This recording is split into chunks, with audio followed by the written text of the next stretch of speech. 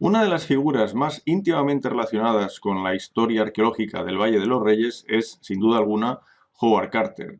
A él debemos ese espectacular y magnífico descubrimiento de la tumba de Tutankamón en 1922. Y realmente es una fortuna que fuese él el elegido para realizar tal hallazgo. Gracias a su metodología de trabajo y gracias a que quiso reunirse de un formidable equipo, la mayor parte de ese legado que contenía la tumba de Tutankamón ha llegado intacto a nuestros días. Howard Carter nació en un pequeño pueblo inglés en el año 1874. Procedía de una familia humilde, de hecho él era el menor de una familia de 11 hijos. Su padre era artista. De algún modo él heredó esa habilidad por el arte, por el dibujo, y realmente esto fue lo que le permitió tener ese primer contacto con Egipto en el año 1891, cuando solo contaba con 17 años de edad. De algún modo la fortuna parece que le sonrió. En su vecindario, una familia aristócrata recibió la visita de Percy Newberry. En aquella época Newberry aún no era el famoso egiptólogo que se irá formando en años posteriores, era un egiptólogo muy joven, pero un egiptólogo que trabajaba para la Egypt Exploration Fund, de la cual sería director más adelante. Esta persona estaba trabajando en yacimientos como Beni Hassam y el Bersha y necesitaba de un dibujante. Y así fue como la futura baronesa de Thyssen-Amherst le presentó o le recomendó a Howard Carter, del cual, vecino suyo, conocía sus acuarelas y sus dibujos. Y así fue como Howard Carter, unido a Percy Newberry, llegó a Egipto en ese año de 1891, cuando él tenía 17 años de edad y Newberry, el joven egiptólogo, alrededor de 22 años de edad. En Beni Hassán y el Bersha, durante esa campaña, Howard Carter realizó numerosas acuarelas, dibujos, bocetos que iba tomando de las pinturas que observaba en las tumbas de estas dos necrópolis. Aquí tenéis, por ejemplo, un par de ejemplos que de alguna manera ilustran cuál era el tipo de trabajo que Carter desarrollaba en aquella época. Poco tiempo después, también por mediación de esta familia aristócrata que estaba financiando las excavaciones del famoso arqueólogo y egiptólogo William Matthew Flinders Petrie en la ciudad de Amarna, la ciudad de Akenatón, bueno, pues fue contratado para realizar también trabajos de dibujo en esas excavaciones, si bien allí solo trabajó durante una campaña. En todo caso, el trabajar a las órdenes de Petrie, sin duda alguna, también le sirvió para proseguir con esa formación arqueológica y egiptológica, más si cabe, de la mano de uno de los más grandes arqueólogos de arqueología egipcia que hemos conocido. Poco tiempo después, Howard Carter se asociaría al equipo de Henri Nabil, un egiptólogo suizo que tenía la concesión de las excavaciones del templo funerario de Hatshepsut en Der el-Bahri desde el año 1894. Aquí también Howard Carter realizó numerosos dibujos, copias de pinturas, de relieves que aparecen en la parte posterior de este templo. Aquí, por ejemplo, podéis ver uno de los numerosos ejemplos que podríamos mostrar. Se ve en pantalla al faraón Ajeperkara, es decir, a Tutmosis I, acompañado de su madre Seniseneb. Esta es una pintura muy bonita, muy precisa, que nos recuerda, como decía, qué tipo de trabajo realizaba en aquella época Howard Carter. Poco tiempo después, y estamos en el año 1899, Maspero, que era el director del Servicio de Antigüedades egipcio, en aquella época era realmente una norma que los directores del Servicio de Antigüedades fueran franceses, y Maspero, que conocía a Carter, le nombró en ese año de 1899 inspector de antigüedades del Alto Egipto, con lo cual Carter ya en 1900 pasó a Luxor, donde estaba la sede de ese inspectorado. A partir de este momento, Carter va a tener oportunidad de trabajar en las necrópolis de Tebas Oeste y, por supuesto, también en el Valle de los Reyes. Vemos el historial de Carter en esos primeros años que siguen a 1900. En 1900, por ejemplo, trabaja en la KV-42, una tumba que descubre y que pertenece a Hatshepsut Meritra. También en 1901 realiza el hallazgo de KV-44, enseguida KV-45, son dos pequeñas tumbas situadas cerca de la tumba de Hatshepsut. En 1903, por ejemplo, realiza las excavaciones de la tumba de Tutmosis IV, en este caso ya bajo la concesión del americano Theodore Davis, del cual hablaremos posteriormente. Esta es una tumba, como podéis ver en la foto, que aún habiendo sido saqueada, aún conservaba una gran cantidad de materiales. En 1903 excava la KV-60, donde encuentra algunas momias, entre ellas la que en el futuro será identificada como momia de la reina Hatshepsut, y en ese mismo año, precisamente, es cuando también excava la KV-20, la tumba de Hatshepsut y Tutmosis I, una de las excavaciones que, según Carter, serían de las más arduas, complejas de toda su historia arqueológica en el Valle de los Reyes. Los años en los que él trabaja como inspector del Alto Egipto son unos años fructíferos, unos años donde sin duda Howard Carter siguió aprendiendo y de algún modo empezó a reconocer cuál era la importancia del Valle de los Reyes. Pero en 1904 Carter es destinado al norte, y esto de algún modo va a cambiar radicalmente el curso de su historia. Esa carrera que iba lanzada, que era brillante, se va a truncar en el año 1905, cuando a causa de un incidente con unos turistas franceses, que se convierte casi en un problema diplomático entre franceses e ingleses, Howard Carter decide dimitir antes que pedir disculpas, que es lo que le solicitaba su amigo Maspero.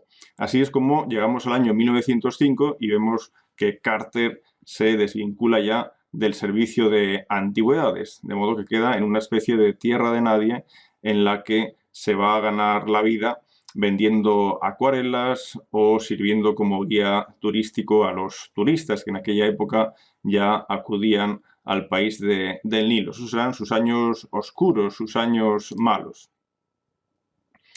Recordemos que desde 1902 la concesión del Valle de los Reyes estaba en manos del empresario abogado Theodore Davis. Era un americano adinerado que sentía una gran atracción por Egipto y en especial por el Valle de los Reyes, de modo que desde 1902 hasta 1914, que tuvo la concesión del Valle de los Reyes, esta persona financió numerosas campañas de excavación. Se realizaron en esa época numerosos descubrimientos, al principio bajo la supervisión del Servicio de Antigüedades con Howard Carter, pero ya posteriormente él se rodeó de arqueólogos como Weigel, como Ayrton, como Kewell, etcétera, que trabajaron con él, si bien lo que a él le importaba realmente, como veremos, eran los grandes descubrimientos y no tanto la metodología arqueológica, la seriedad en el trabajo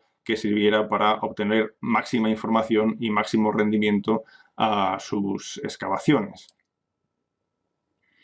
Por esta época se realizan una serie de descubrimientos que sirvieron de algún modo para presentar la figura de Tutankamón, un rey que por entonces era muy poco conocido.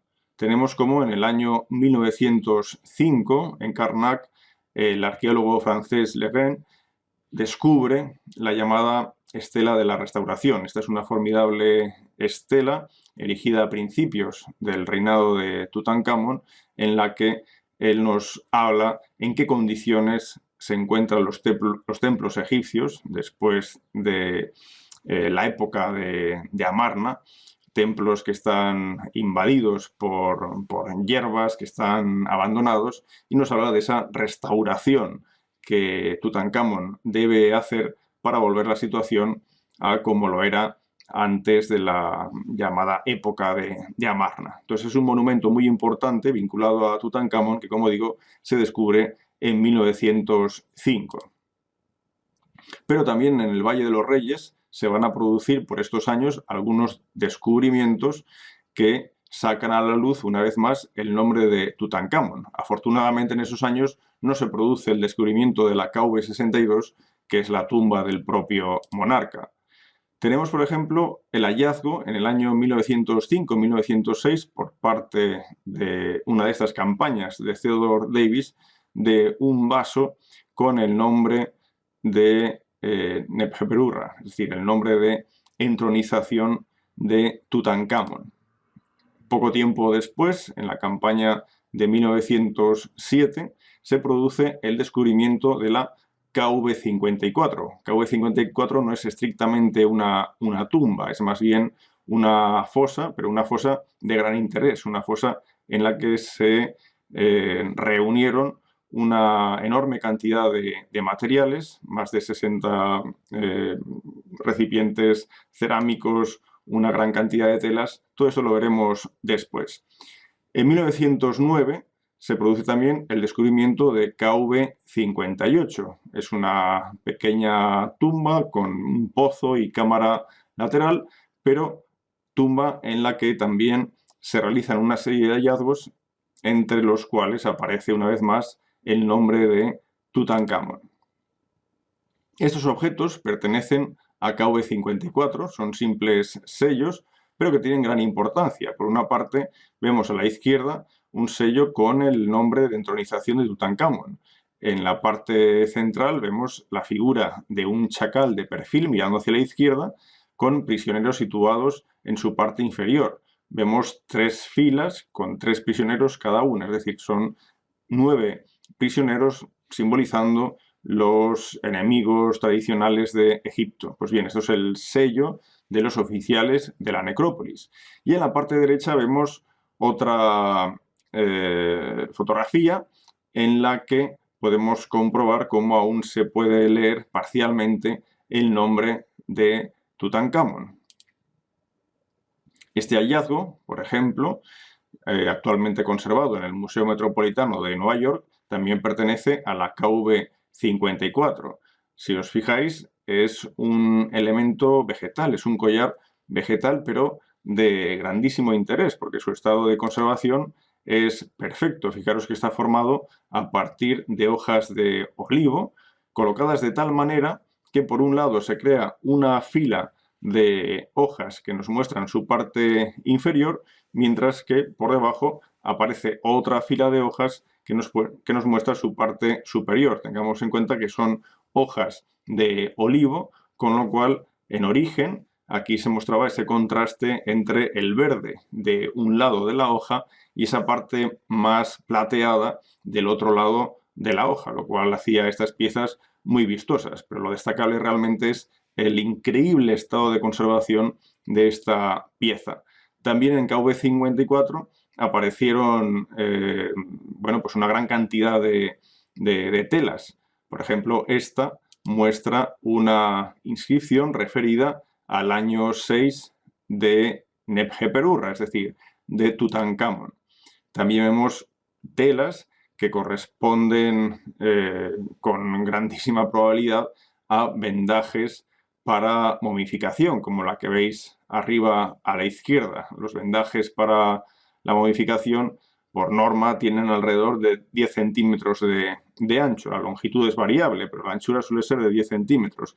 También se pudieron encontrar en esta fosa, en esta tumba, una serie de bolsas llenas de natrón, como la que veis abajo a la izquierda. Y bueno, una gran cantidad de platos, de vasijas, elementos florales, vegetales y incluso una pequeña máscara dorada que después se supo pertenecía a uno de esos dos fetos hallados en la propia tumba de Tutankamón. Con lo cual la KV-54 tenía una gran importancia, puesto que en este lugar se dejaron restos del banquete funerario celebrado en honor del joven faraón y también restos de los materiales empleados para la momificación. Pero esto no se reconoció en el momento del descubrimiento. De hecho, todas estas piezas fueron regaladas en ese momento del descubrimiento, en los tiempos inmediatamente posteriores, por parte de Theodore Davis a Herbert Winlock, que trabajaba para el Museo Metropolitano de Nueva York. Y esta es la razón por la cual todas esas piezas actualmente se encuentran en ese museo neoyorquino. Cuando en 1909 se produce el descubrimiento de la KV-58 por parte de Ernest Harold Jones, que trabajaba para Theodore Davis, se realizan una serie de hallazgos en los que aparece una vez más el nombre de Tutankamón, acompañado de su esposa Angesenamón y por el padre divino Ay. Bueno, pues estas piezas sirvieron para que Theodore Davis tuviera el convencimiento de que KV-58 era la tumba de Tutankamón. De hecho, cuando él publica la tumba de Horemheb en 1912, fijaros que el título de ese libro es Las tumbas de Horemheb y Tutankamón. De modo que el asunto Tutankamón quedaba felizmente resuelto a ojos de Theodore Davis, que creía que KV-58 era la tumba de este faraón. Evidentemente, en aquella época, Howard Carter ya manifestó su oposición. Él no creía en esta hipótesis de trabajo.